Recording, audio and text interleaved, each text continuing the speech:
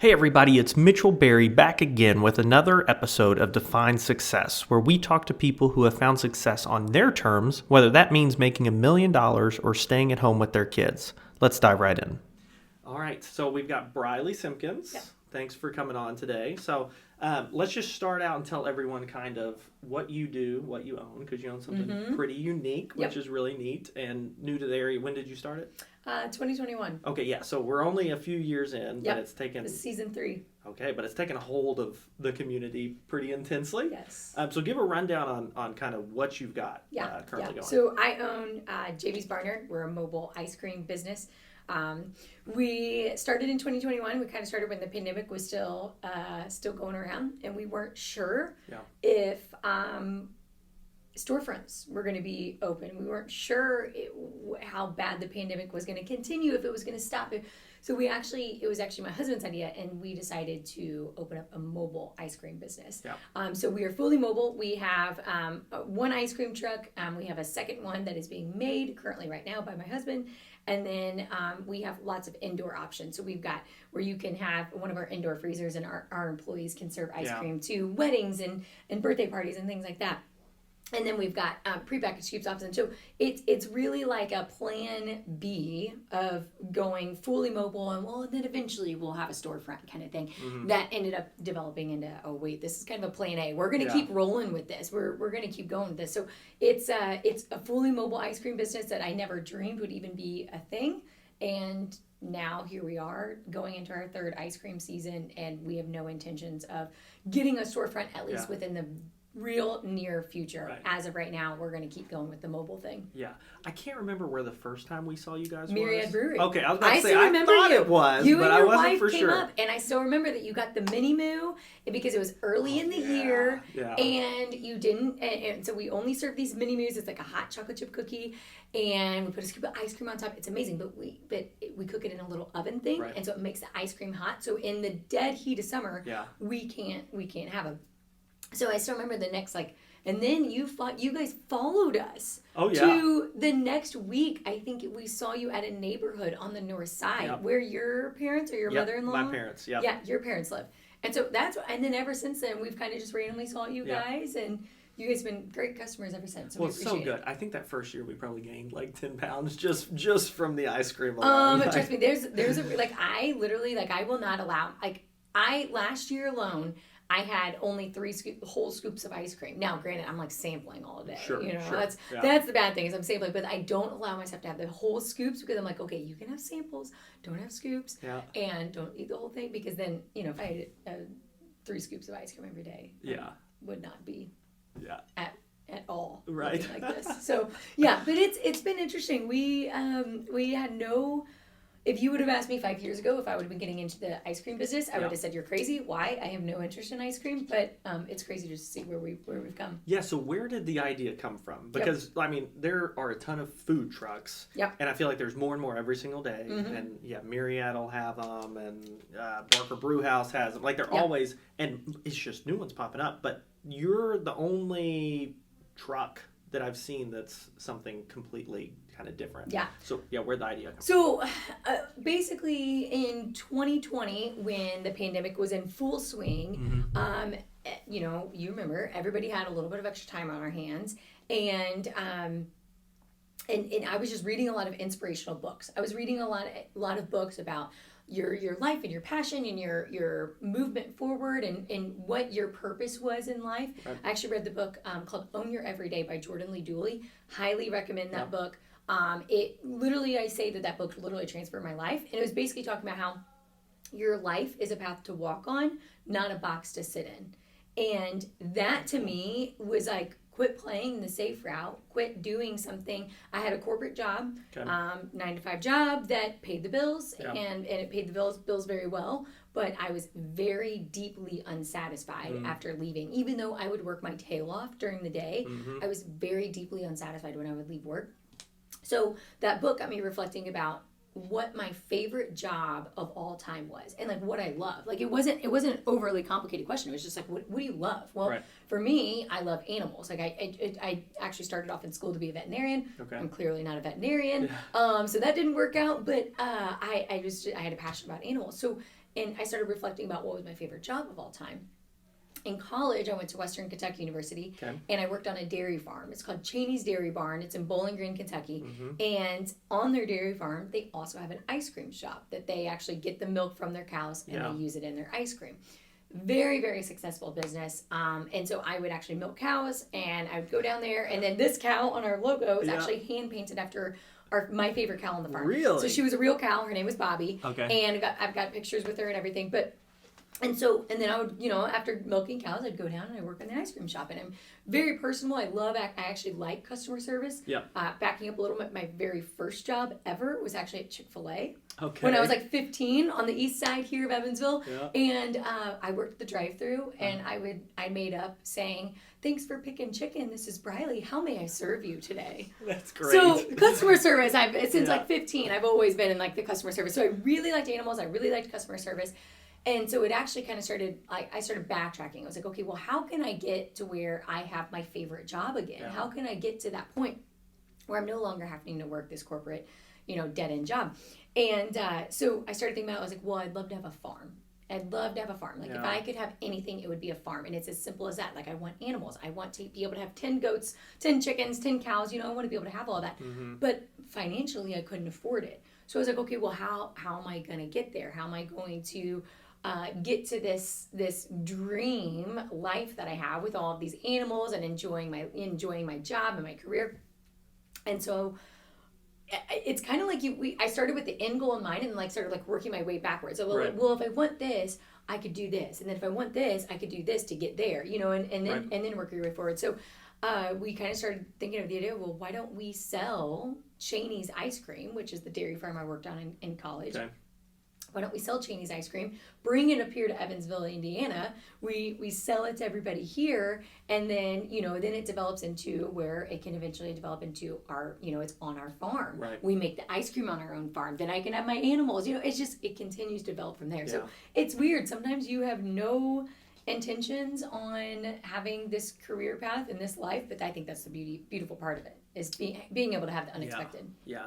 There's so much there that you just said. Like, yeah, sorry, wow. A lot. No, it's good. It's good. There's just a lot there. So I think it's interesting because you said you worked your way backwards, which I think the issue with a lot of people is they try to work their way forward.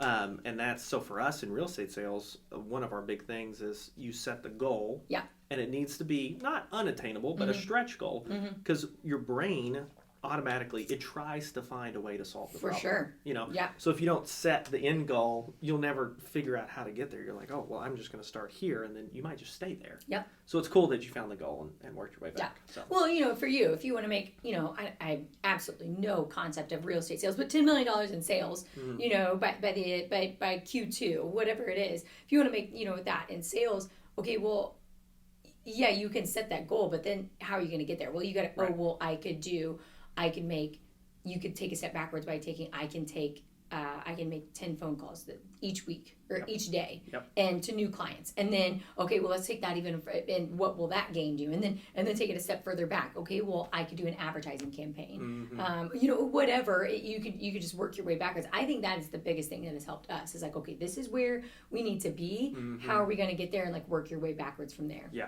Yeah. And it makes it not so intimidating either. So for me, I always share this story because I love this connection. For me, when I envision, and we don't have we're still not there yet. We don't have that big, beautiful farm that I envision with the big blue barns and, all the animals running around. We don't have that yet. But, one thing that a quote that helped me is from the book, or it's from the author who wrote the book, The Boy, the Mole, the Horse, and the Fox. Okay. I may have those names not in order. Yeah. But and it's an illustration. You need to Google it. It's really incredible. And then basically it's a boy and a horse, and they're walking through the woods. It's real dense woods. They're trying to get home. And the boy says, I can't see my next step. Or the boy says, I can't see my way through. That's what the boy says. The boy says, I can't see my way through. And the horse says, well, can you at least see your next step? And the boy looks down, and he's like, well, yeah, I can at least see my next step. Yeah. He's like, well, then take that. Yeah. That, to me, is like, okay, I can take one step. Yeah. I may not be able to see all my way through to my entire vision, but I can take that next step. Yeah. That helps me to carry forward. Yeah, that's awesome. I think for us, it sometimes makes it more intimidating when we break down our numbers, because a lot of times it's broken down into like a phone call number, right? Mm-hmm. And so sometimes you set those big goals and it's like 40, 50, 60 a day. And that's brutal. But again, then you've given yourself a new problem. I don't want to make 40 phone calls a day. Yeah. What else can I do to solve that problem? Yeah. So there's always... And being efficient with your time. Yes. Because that's the thing. As self-employed people, primarily, you can work 24 hours a day. Oh, yeah. We've all done it. It's like, that's not sustainable. No. So how are we going to make it to where we can work 8, 9, 10 hours a day, or even less than that? There are a lot of super, super, very, very successful people that work 6 hours a day. Now, granted, they have gotten to the point where they have truly revolutionized their process and got it down pat completely. But, that's something to work towards. Okay, well, how can I, maybe my employees each employee can make 10 phone calls a day. Right. Something like that. And then you accomplish the 60 by delegating those tasks. Yeah, and this has been the year for us, I think, where we're like, okay, now we can kind of break this up a little, so we brought on more help to the team to kind of take some of those tasks off of our plate so we can focus on what brings in business. And then, you make some money and you're like, okay, well, now I can invest this money. So where do we put it? Do we put it in ad campaigns or social media or whatnot? But it's always a new problem to solve. Yeah. But it's exciting. I don't think it's a problem. I think it's just a step. It's a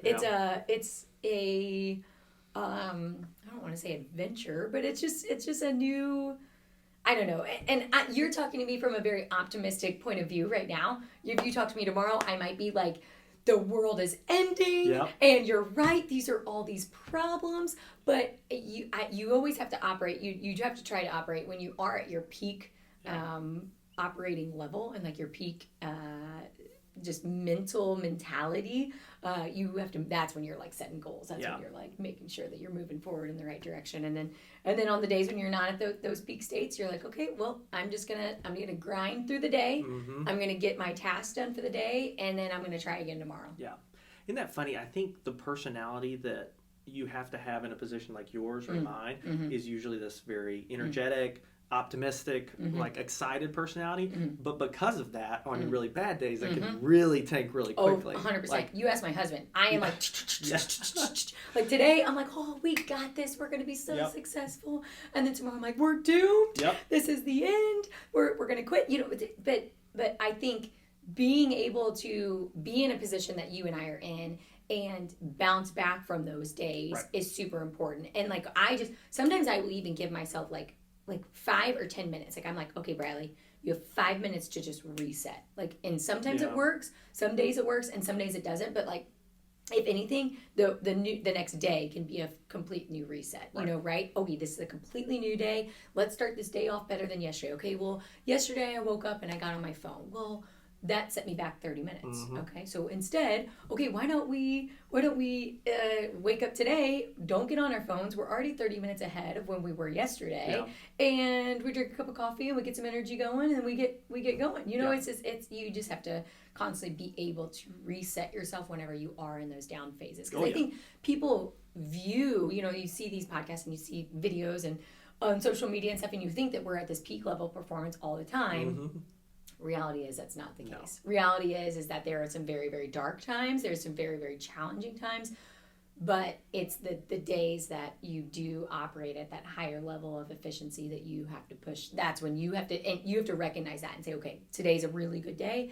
I need to push forward. I need to make sure that I am doing everything I can to maximize my potential today. Yeah. That's what my wife calls it, the 2-week cycle for me. I like that. About every 2 weeks, it's like, oh gosh, we got to do something. Ending. Yeah, and then the next 2 weeks, it's like, oh, we got this under control. I think mine's day to day. I think, actually, I don't know. Maybe I do need to like track it to see, because it is. It's like, it's just so, I like that it's the 2-week cycle. It's so up and down. But, you've seen illustrations of that the people think that the path road of success is like a mountain, right? That it's straight up. But when you zoom in on that mountain, it's like, it's up and down, and it's constantly elevating. The elevation is changing, and you're constantly, you may go down, you may go back up, and then you may, hit a spot where you're way up high. You're going at a really, really, really great steep and a really great level, and then all of a sudden it's just like, oh, just kidding. But that's, I don't know, that's part of what makes being self-sufficient, being driven, being motivated hard and challenging, is that a lot of times you're relying on yourself, and you're relying on yourself whenever you're deep down low, and you're relying on yourself to get back up. Yeah, I think for us especially, because now we've been in business for 5 years or so, and so we've seen some cycles of things, and the toughest part for me are the plateaus. Because it's one thing if you hit an obstacle and you kind of take a step back, you're like, okay, reset. But when you hit a spot and you're like, everything I'm doing, I just feel like I'm staying in the exact same spot. That is the most challenging thing. And then it becomes, well, do I continue to do what I know to do, and eventually it'll pick up, or are we going to have to make a massive shift? Yeah. And I think I'm of the mentality that, if that plateau lasts longer than 2 to 4 weeks, you probably do need to make some sort of shift. I'm with you. And so that's, for us especially, we've, over the last week even. I mean, last week we sat down and we're like, we're scrapping all this and we're bringing all this in new. And I think the most successful businesses, especially big businesses, so like the owner of our brokerage, or you look at people like, if you're familiar with Gary Vaynerchuk, well, Gary V, look him up. Some people hate him, but yes. When you said Gary V, I knew who you were talking about. I didn't know what his actual last name was. But Gary V, I know exactly. He's obnoxious, but he's good. He's obnoxious. His voice is obnoxious. That's what it is. It is, yeah. But he's good. I do actually listen to him. Yes. I do. And I think he said it before, but it's a thing of, like, your whole ship, so to speak, has to be, no matter how big it is, if you need to change something, you need to be able to just steer it and change it all right like that. And so, and can't be scared of it, right? Because how many businesses have done so great, and then the market shifts, especially in real estate. Our market shifts constantly. And right now we're in this shift, and there are a lot of brokerages and teams that are staying the same. And I would put money that they're going to be out of business in a year. Because they know what has worked in the past, and they're unwilling to shift it. But that's always like, that's a daily, weekly, monthly, yearly thing. Well, and it sounds like you're just willing to change your perspective. Like, you're willing to change, like, okay, clearly this has been working, but like, what if this angle? What if we could shift our perspective here and go this? And what if it works? And if it doesn't work, the beautiful thing about it, don't do it. Right. Change again. You know, it's like I'm with you. Like, we haven't. I don't know if we're in a weird phase where we're growing, but I don't know if we're maybe plateauing too, right? The excitement of, we're no longer this brand new business. Right. We do have a lot of really great customers that are supporting us year after year, and that is fantastic. Just the other day, I saw some of my customers that were with us from literally day one, and they came to get ice cream again. So I think I'm not sure if we're like edging towards that plateau, right? But that is a scary phase, because it's like, oh my gosh, like plateauing is nowhere you want to be. You constantly want to be, even if you're just etching your way up, you want to just be slowly making your way progressively forward. Well, and it's about the team with you. So I know I want to dive into that, but like for our team, like we've brought on people who are willing to adapt. I think if there's someone on our team who we say, okay, we're changing.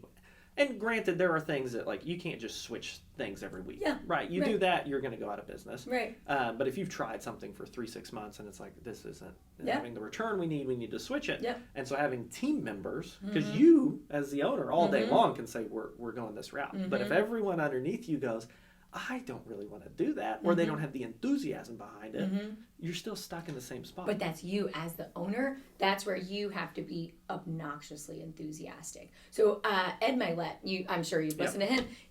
I just read his book, The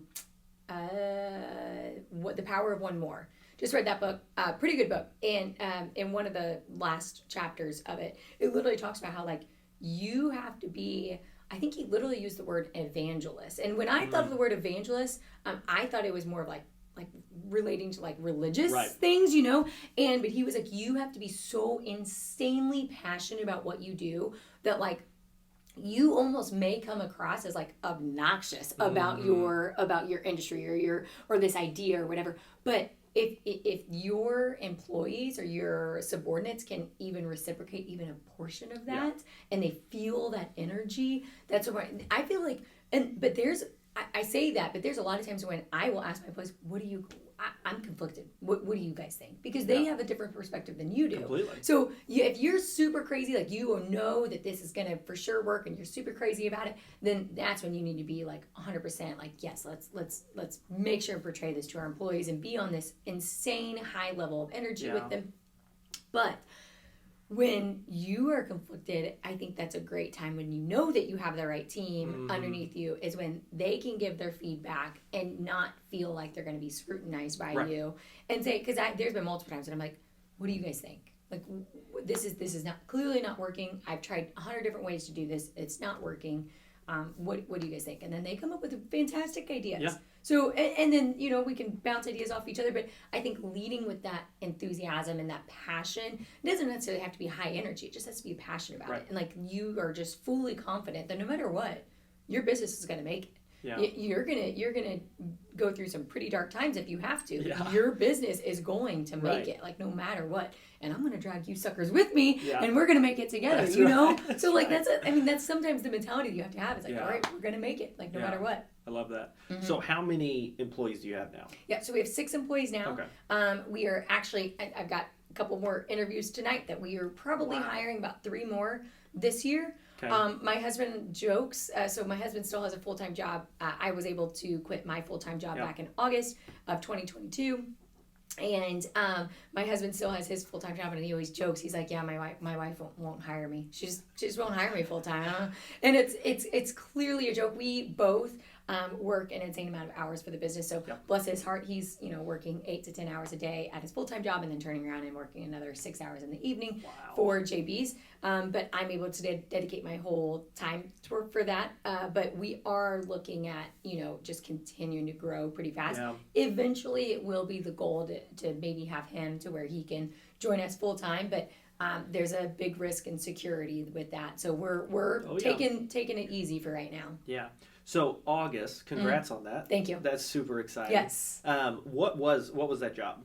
So I was a supervisor at just a corporate company here in Evansville, and nationwide, worldwide brand. Okay. Very well known, and I was an inventory supervisor for them. Inventory supervisor. Okay. Yep. And how long were you doing that? So I was with the company for I think 4.5 years. Okay. And then I had several roles, all supervisor roles within the job. So I was sometimes I was supervisor for one of the production lines, where I was actually hands-on with the employees, and then I kind of elevated into that position where I was the inventory supervisor, primarily working with our inventory SAP program that we had, and as well as a little bit hands-on too. Okay, gotcha. And what's your degree in? So I don't know how twisted you want this story. Okay. I have a degree in agronomy. I studied plants in college. So I know I mentioned this earlier. I started off in college to be pre-vet. Right. And I took my first organic chem class, and I said, absolutely not. Mm-hmm. No way in hell you can make me do that for another 6 years. Right. So I talked to my counselor, and I was like, I'm clearly not going to be a veterinarian. I don't want to do that for another couple of years. And then he said, well, why don't you take some, if you're interested in like biology and things like that, why don't you take some plant classes and like agronomy 101 and stuff like that. And for some reason, it just like clicked in my brain. Yeah. And I loved it. I was super fascinated by it. I really, really like nature. Right. So I kind of connected it with that. Some of my classes were outside. So we literally studied like weeds that you see in your grass and out in fields and stuff like that. So we would literally go outside for our classroom. So I really clicked with that. Had a job for about a year or two outside of in my degree, and then went to the corporate job where I was not using my degree at all. So, and then now I'm selling ice cream. So doing absolutely nothing with plants whatsoever. So, but the most recent job you had didn't care what your degree was in? No. 100%. And so I think that is one thing that I always advocate to the younger generation is don't try to have your whole life planned out. No. I am a planner, and my entire life, and I'm still guilty of it to this day, I try to have everything planned out. I'm like, okay, well, in 5 years, I'm going to graduate with this and this and this, and I'm going to have this job and this job and this job. And then, to be honest, failures arise and challenges pop up, and your life goes from this direction to this direction really quick. And it's like, oh my gosh, like this is not at all what I had planned. But again, when I went to that corporate job, they wanted to see that I had that degree. Right. And to me, what a degree anymore is telling employers is I had the discipline to go through school. I had the discipline, and I put my GPA on there. I had the discipline to get average grades. I didn't get great grades, but I got average grades. Yeah. And I think in the last podcast you mentioned how you wish you would have not been so harsh on yourself. Yes. And I'm the same way. Yeah. I had A's and B's, and I had 1 C in college, Okay. and it was that organic chem class. Yeah. And I kick myself in the butt for that because I used to. Now, whatever, it doesn't matter. Right. I'm not using chemistry at all. But so I think that's kind of how that, okay, like I got that degree, I got that piece of paper, and then that's what that company wanted to see. Yeah. Which I have conflicting views on that. Sometimes I don't think that you need degrees. Sometimes I think that a degree is still shows that you made the effort to go to get an education and learn something new. But also it's a lot of money and I was in, I had student loans. I did not graduate debt free, so I had student loans. And so I think what could I have done with all that money? Like, what could I have done with that $40,000? Yeah. Could I have invested that into a business? Could I have started my business 5 years ago instead of 3 years ago? Anyway, so I have conflicting views on college for sure. Yeah, I don't. What do you think? This is not me bashing teachers or that, especially the educational system before college, right? Like my sister-in-law is a teacher, like they do great things, work hard and are underpaid for what they do. When you graduate high school though, that whole system is jacked up, in my opinion. You shouldn't have to have your life figured out. You shouldn't know that you want to be. Yeah. So the pastor that you had, Randy. he started a nursing school. I know. But again, I spent a ridiculous amount of money to learn about plants in college. Yep. Granted, it's cool to learn about it. Yeah. Kind of cool to say I got a degree in plants. Yep. But I'm not using that at all. Mm-mm. So that was, $100,000. Just here you go. Yeah. I've got a little bit of knowledge about plants. Yep. Yeah, I'm That's with you. fun. I don't think anybody should have to have their life figured out. I think there should be almost like a way that you can go and do like an like an internship for or like what I would recommend actually is like go work across the country for 2 years. Yeah. Go work at like completely different places. Right. Like I've always think it'd be very interesting to work in California. Actually, I went through like an early life crisis where at one point I was going to quit this was before I thought of the ice cream business idea, and I was going to quit my corporate job and I was going to move to California and work on an orange farm. Really? Yeah, it was. I think it was orange. Maybe it was apples. It was some whatever kind of weird fruit over there. Yeah. And so I was going to do it. But I think that's so beneficial. I think it makes you cultured. I think at such a young age you don't know what all is out there. You don't know if you want to major in finance. You don't know if you want to major in veterinary school. You just don't know at that age. No, and that's my degree's in finance and financial planning. My wife's is in logistics and supply chain management. I've got a buddy who has a double major in math and something, and none of us are using it. And you spent, and we were thankfully enough, we were blessed to come out of college without debt. Yeah. But that's not the case for a lot of people. And I was, at that age, I looked at some schools that were like very expensive that I would have come out with a lot of debt on, and ended up going to, this is a bash on WKU though, I went to Murray State. Oh, actually, I'm not gonna lie. I was gonna go to Murray State. Okay. I was dead set on going to Murray. I literally in my high school like graduation thing or whatever, I put that I'm going to Murray State, and then my friend convinced me to tour WKU, and I fell in love with WKU's campus. So it was I went to WKU. But those schools, like Murray especially, I don't know WKU's numbers, but I'm sure it's the same. It's very affordable, right? But you can go to some of these schools that are 30, 40 grand a year. Yeah. And at that age, my parents had told me, and people disagree on this, I appreciated it. It worked out well for me, where they were like, we're not like, we'll help you with some like expenses with food and your rent and stuff, but overall, like, if you don't get scholarships to college, that's on you. Yikes. And there's the pressure thing. Yes. Yep. But at that age, I was like, what's the difference? Like, I'll just go to one of these expensive schools. It's fine. And now coming out having graduated, I'm like, I am so glad I didn't do that, because having that burden on you for forever is unreal. Yeah. Absolutely. So at that age, your brain's not functioning to its full extent, and then you have to make these big decisions. There are a lot of things that come from not necessarily just college, but like moving out of your parents' house and getting a different experience where you're not under their wings 100%. Yep. And this is a very, very, very minor example. But for example, I still remember the first time that I got an overdraft fee on my bank account. Yeah. And it was because my apartment rent was due. I wrote a check.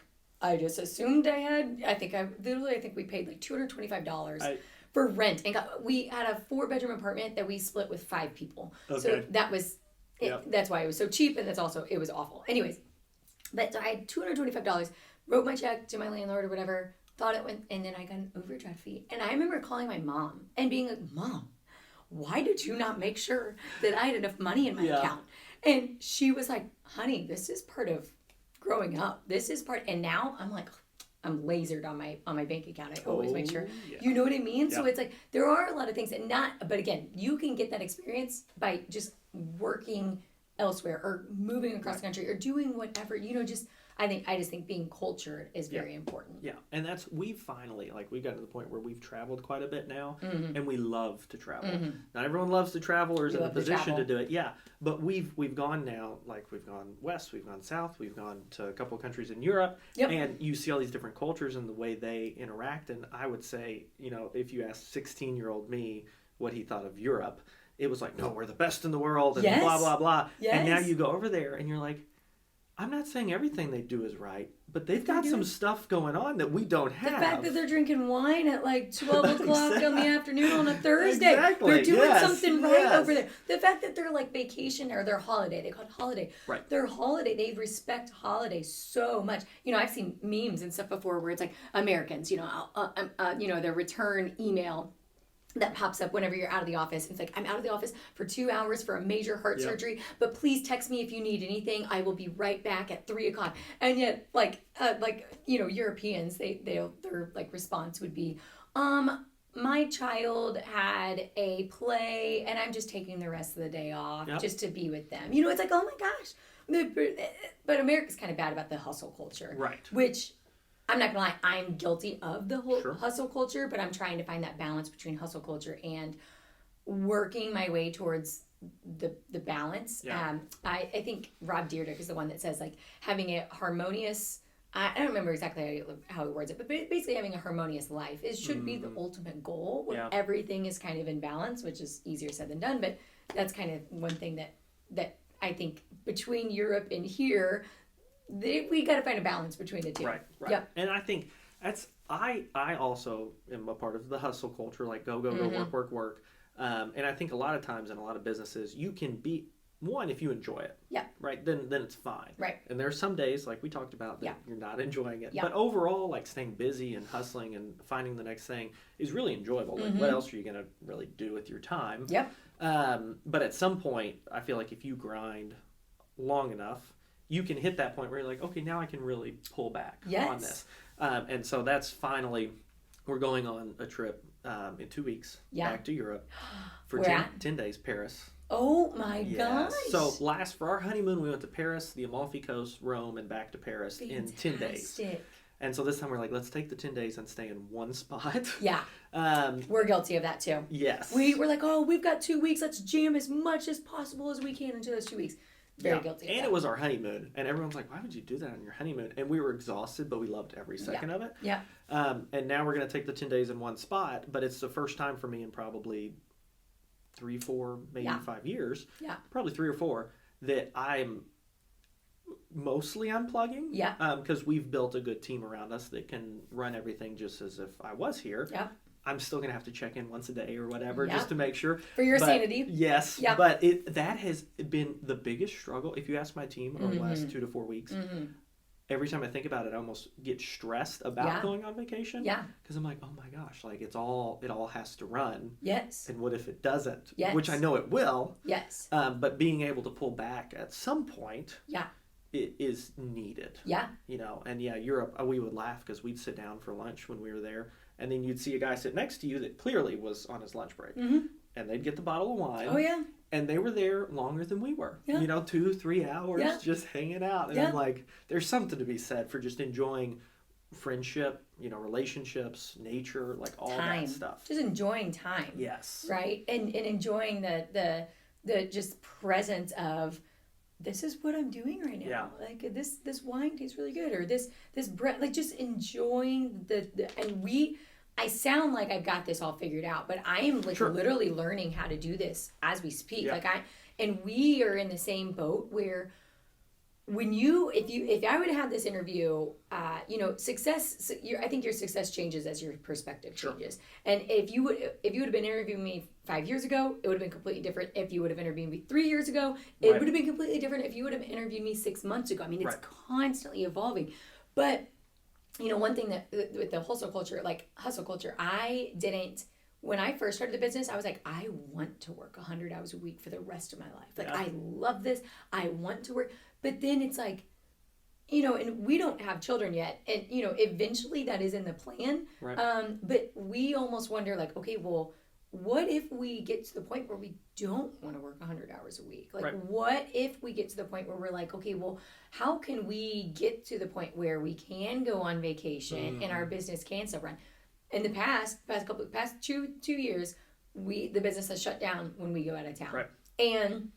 And that's a pain. And then you know how it is. You're still responding to emails. When you get back to your hotel at night, you're hooking up to Wi-Fi. You're still responding to emails. You're still responding to the messages that you receive on social media. Right. And so that's kind of where we are in the transition of like, we've got to figure out for our sanity in case we don't want to work 100 hours a week forever. Right.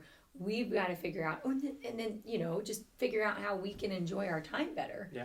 And just what else do I want to do with my time? Maybe I've always had a weird thing where I wanted to learn sign language. I don't know why. I wanted to learn sign language, but I clearly do not have the time to sit there and learn sign language. So it's like, okay, well, maybe you can do studying this and like travel to make yourself more cultured, things like that. Right. Yeah, but everyone thinks being self-employed is so glamorous, right? Like, oh, you get to make your own schedule, and I'm like, not really. Yeah. I mean, we get to kind of choose when we work, but we're also at the whim of clients and customers. And when you're not working, you're still working. Yes. Right? Like, I lay down at night and sometimes cannot go to sleep because my mind's like, did I do this? Yes. When's that deadline? Matthew McConaughey says to write it down. Have a notebook next to your bed. I don't do that. I'm the same way as you. I sound like a hypocrite here because I'm like, oh, you should do this, but I'm not doing this. But I'm just, like, that's kind of because your mind is constantly going. I kind of do. What happens is I end up grabbing my phone and then texting or emailing myself. Yeah, I did that on the way here. I texted my email yes. to remind myself to do something later. Yep. Yeah, and you have to because otherwise it's just going to sit there. I know. And everyone's like, I want to be self-employed. And I'm like, really think about that hard before you do that. Because there's something to be said about going to your 8 to 5 if you enjoy it. Yeah. And then leaving and being done. Yeah. Now, not every 8 to 5 allows that, right? And that's what we've, like with our team's weird. Because we've got agents who are like me with just different responsibilities who have to go hunt for clients. And they're like me in the sense that it doesn't shut off. And so trying to train them of like, you have to take time for yourself at some point and figuring out how to do that is beneficial. But then for our salaried people, it's like we don't want that culture for them to where they have to go and be answering emails at 8 p.m. Because it'll burn you out. Yeah. And then when you get burned out, it affects everyone else. Yeah. And it's just a nightmare. Again, what Rob Dyrdek says, finding that harmonious life in what works for you. Yeah. If you want to answer phone calls or if you want to answer emails at 8 o'clock at night, that's fine. But maybe it's because at lunch today, you went and got lunch with one of your friends. Yeah. And you spent 2 hours doing that. So that is the benefit of being self-employed or having working for a company that allows you to essentially kind of have a schedule like self-employed where you can make those choices. Like today, I made the choice to be here, but it may make me, but I wanted to be here, but it may make me to where I'm answering emails at 8 o'clock at night, but that was a choice I made. And that was a choice that I wanted to make, so I think that's the beauty of being self-employed is you don't always, and I'm not saying you always have the choices, like sometimes you are literally working until 10 o'clock at night and then you got to get back up at 6, you don't have that option. But when you do, and again, that's all working towards making sure that you're creating this harmonious life to where it's like, okay, I don't feel like the pressure to respond to those emails, or like if I do, that means if I do respond to this email at 8 o'clock tonight, I'm going to take a coffee break tomorrow morning. I'm going to go get myself some coffee. I'm going to get myself a little treat. And so Julie and I, my wife, we're kind of flipped in the sense that I'd rather one, I just wake up and I'm not going back to sleep at a certain point. That's my husband, 100%. I'd rather get up and go ahead and start stuff. And it's nice. I used to get up really early, and I've stopped that. And I need to get back into it because it's so quiet. I did hot yoga a couple times at 5:15 a.m. God, you did hot yoga? And I've heard that's awful. Well, this one... Awful but awesome. This one was hot flow yoga, so it wasn't like power yoga. Okay. It was like pretty relaxing, but the nice thing was I could get up. I could do that. I could get relaxing ready. Is there's like beads of sweat like rolling in your but eyes. My phone wasn't ringing.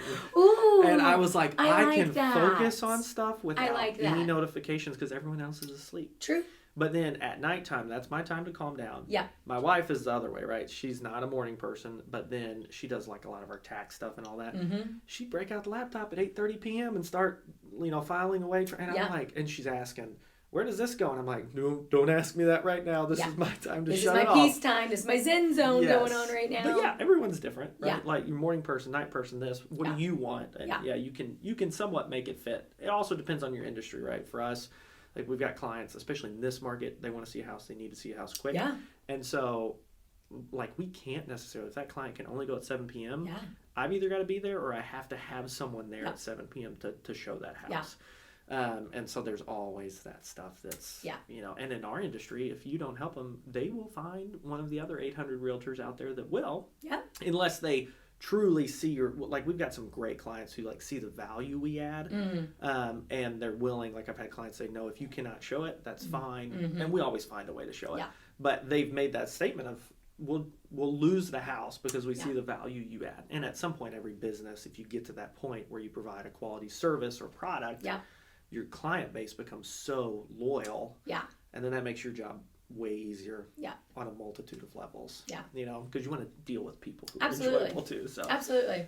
So speaking of dealing with people who are enjoyable, how is it working with a spouse in that way? You should ask us at 10 o'clock at night last night. We were bickering over what freezer to order, so it was not enjoyable. But then I will say, we have always said, all joking aside, we have said that we could not do this without doing it together.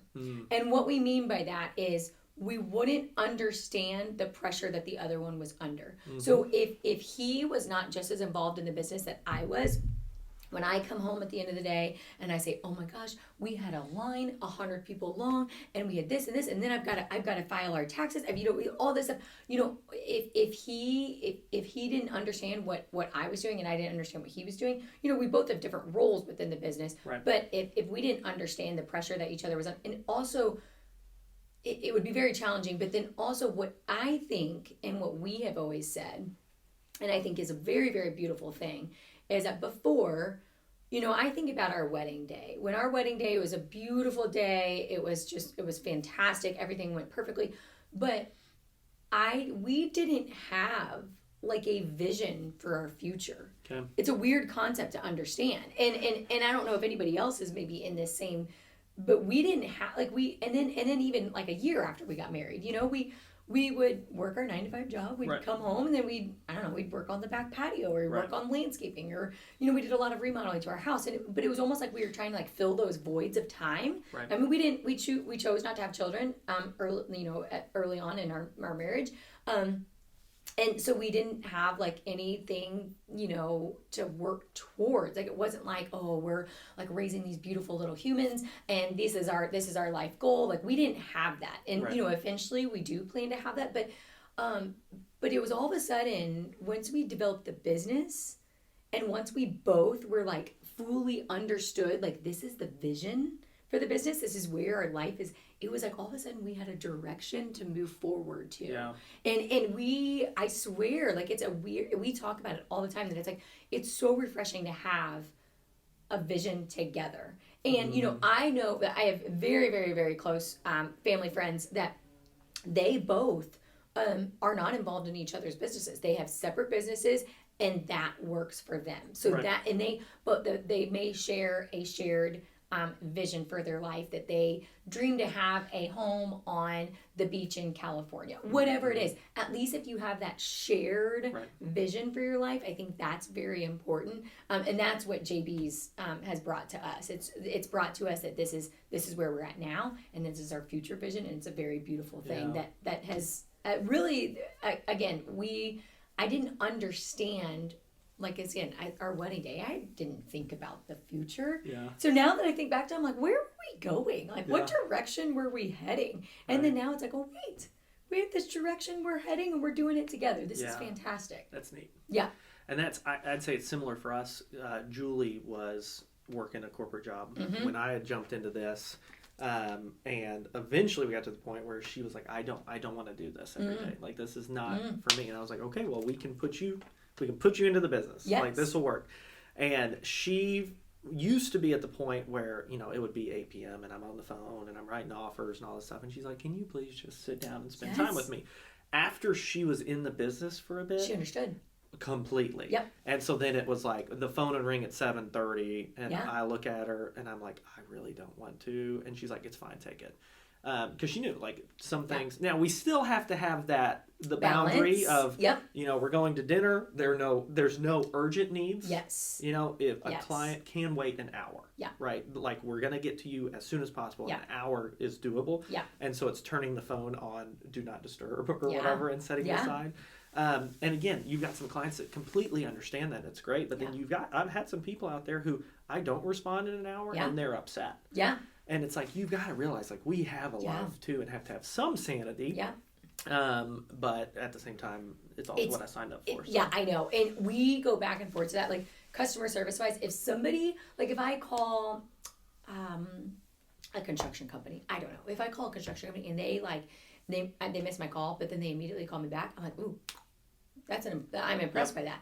But I'm guilty of that, where people call me, I'm like, I do not, it's 9 o'clock at night, or even if it's like 4 o'clock in the afternoon, and I'm like really like hounded, focused on something, and I don't want to break my concentration to have this phone call. And if I don't call them back, I feel like I'm like, Briley, come on, you could have called them back sooner than that, So finding that balance, but maybe that's something that eventually I've got an employee that their sole job is that when somebody calls, they got to answer, right? So because that's something that I really, when I'm out of work mode, which is very rare, but when I'm out of work mode, like, I really try to stay out of it. Like, I literally, like, I will leave my phone in the house. I will be outside. I'll be working on something. I'll be taking my dogs on a walk, whatever it is. And so I'm with you. It's really hard. It's really hard. And that's, we've set up some of those. It's all about systems. Like, and that's our coaches and mentors have hounded to us for forever. You have to set up systems. And so now we've got, like, if you see one of our signs in a yard and you call that, it's ringing multiple people. If like an agent has a question and they call, it's ringing multiple people. And like different numbers, it's routed to different people, whatever. And then whoever answers first gets the call. Yeah, so if it's on a sign in a yard, it'll ring all our agents, and then whoever grabs it. As well as really like whoever has, so that's on the main sign. Well, then we've got what we call riders, so the thin part of the sign above, that's whoever listed the house. So we've actually got 2 phone numbers there. Nice. So if this person doesn't answer, you've got this number that's going to ring multiple people. Okay. And then say when we list the home in our multiple listing service MLS, and an agent has a question, that's going to be more administrative, that's going to ring me. And then whoever, like our admin as well. Interesting. Plus, there's usually, if another agent on our team lists it, there's a number there. So you've got multiple options get someone. Yes. Which takes the pressure off of one person. Yes. While still serving the client or the agent or the lender or whoever we're dealing with. But it's, again, having a good team to where everybody's talking about, somebody else will get it. And it's the system. Like, I don't know why. It never clued into me. Like, when we put a property in the MLS and an agent had a question, that always came to me. It was my personal cell phone, always came to me. That's how every agent here does it. Yeah. And then finally, one of my coaches said, why is that your number? Because half the time, I love the agents I work with, but sometimes those questions come in and it's like, what's the combo on the door? And it's like, you've got that information right there, and I can't waste all my time for that stuff. So having it split up takes the burden off a little bit. Absolutely. And makes it more systematized, makes it more efficient. Yeah. But those systems, I hate. I hate systems. Yeah. But they're needed. Yes. The tough part is setting it up. And then with the phone numbers, we probably went through, I can't even remember how many phone numbers and how many systems. And we'd set it up and we'd be like, we've got it. And then something would happen and be like, this doesn't work. Yeah. And so we had to change it 3-4 times before we figured it out. Yeah. But it was good. Again, the perspective of changing that. Okay, this is kind of working. How can we tweak it to make it make it a little bit better? Right. Yeah, I'm with you. So now you said your kind of definition of success has changed over the years, which I love that. I mean, it has to. Over the past months. Yes. I mean, it's constantly evolving. And it has to, which I think that's a very good, healthy thing.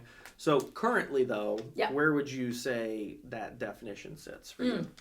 So currently, we are... The definition of success to me is, so I've got some business goals. You know, we want to grow X number % by the end of the year. So that would be a successful goal that I have for the end of the year. But I think success to me now is just learning to find the things that I enjoy in the business the most, and then focusing on those things. Yeah. Right. So like, you know, I do a little bit of everything. I'm doing our marketing. I'm doing our, which I kind of like doing a little bit of everything, but I'm trying to decide what do I like the most, and then how can I hire out the rest of the stuff to make it to where, you know, I'm only doing the things that I really like. So for example, I've got to pay our sales tax for last month. In a weird kind of way, I actually like doing that. Okay. But it's like also that's consuming a decent amount of my time. So, you know, and it's not a ton. It's, you know, it's 30 minutes a day, you know, once a month that, okay, or could I have spent that going to lunch with somebody or something like that. So my definition of success right now is having a business that can make money while I am not there. Yeah. And right now, we're not there. Right now, the money comes from when I put an advertisement out there, when I am there selling ice cream, when I am there, you know, and we've got employees that can run a couple of our events by themselves, but primarily it is when we are there, that is when we are making money. Right. When we are doing something, that is when we are making money. So we're actually dipping into the wholesale market. Okay. This year is going to be, there's some announcement coming on social media here very soon. Okay. That we're going to be dipping into the wholesale market where we've got prepackaged scoops that some businesses will be selling. So Myriad Brewery actually just announced yesterday that they will be selling our prepackaged scoops. So to me, and then later this afternoon, I've got one of our employees. She's coming over. She's scooping 50 scoops for them. And all I've got to do is deliver it. So it's like, okay, so there, and then Myriad Brewer over the next, you know, week or two, they're going to sell those. And I didn't have to be there. Right. And so then we've got other wholesalers where we're going to sell them our big tubs of ice cream, and they've already got an established storefront. I didn't have to come up with the overhead for the storefront, right. And now they're going to be selling it for us. So I think dipping into finding a harmonious life for me is, okay, well, how can I, you know, be still enjoying doing what I do and enjoying that piece of the business, but I am not killing myself trying to make all of it happen, and I don't have to be there every chance. Yeah. That's why our second ice cream truck that we're building right now, it's one that our employees can drive. So right now we're a truck and trailer. Not many people know how to drive a truck and trailer. You know, my husband and I are really the only ones, and also there's not many people I would trust to drive that truck and trailer either. So, but now it's a van that is going to be our next, so that our employees can go, you know, our employees can show up, they can take off in it, and I can stay at home. Yeah, that's awesome. Yeah. Well, kudos to you, because one, the fact that you're willing to give up control of stuff. Like there's so many business owners. No, it's not. But there's so many business owners that just refuse to. Yeah. You're thinking ahead, because there's so many too that just keep doing the same thing over and over again. And you're adapting to, you know, how can we do this to make it more passive but still enjoy it? Like those are really cool things. Yeah. So and it's not like I don't want to be fully involved in the business. It's not that. I want to make it to where if I did decide to go on a vacation, if I did decide to take the day off, it can still run without me. Right. Well, and you're investing back into it too, right? Like so many people are terrified to put money back into their business. We are in that phase where we're investing money back in. It's like, oh my God, I thought we were done with this. I thought we did this like 3 years ago. Why are we putting more money in? Yep. It's like, oh my gosh, but in order to be able to grow, sometimes you got to spend to grow. Oh my gosh. And it never stops. That's when I first started out on my own, the idea of spending just a little bit every month. Oh, I know. Terrified me. I know. And now I've we've got a lot of money going out. Yes. And so I've told people when you grow a business, it's the same game, just bigger numbers. Yeah. You know when you were spending 1,000, now you're spending 10,000. I like that perspective. And it just keeps. And your risk tolerance goes up with it. For sure. You know, the amount that we were terrified to spend the first month in business, now it's like that. Yeah. It's going to go. Yeah. But you have to. That's part of what's gotten us to where we've gotten. Absolutely. So if anyone wants more information on your schedule, where you're going to be, or if they want to see if they can reserve you for an event or whatever. Call me at 8 o'clock at night, maybe. Yes, how can they find more information on the business? Yeah, so just go to www.jbsbarnyard.com. Okay. So our website is super simple, jbsbarnyard.com. You can find out information about us. You can learn more about Jared and I. You can learn more about the cows that we actually get our ice cream, the milk for our ice cream. You can learn about those cows. You can see pictures of actual Bobby, who was real and in real life. And then you can also see like our schedule, where we're going to be serving ice cream at next. Since we're fully mobile, we're always in someplace new, which is a benefit, and it's also a curse because it's like, people never know where we're at. Right. Go to our website, jbsbarnyard.com, and you can click on our schedule. You can also book with us there too. So we've really revolutionized our booking process, where you can get on there, you can book with us in a matter of clicks, and then fill out an application, and then we can get that rolling for you. Awesome. Yep. Well, I hope a ton of people try it out, because it's awesome. It's fantastic. It's great. Yes. But thank you so much. It was a pleasure. Yes, absolutely. Thank you.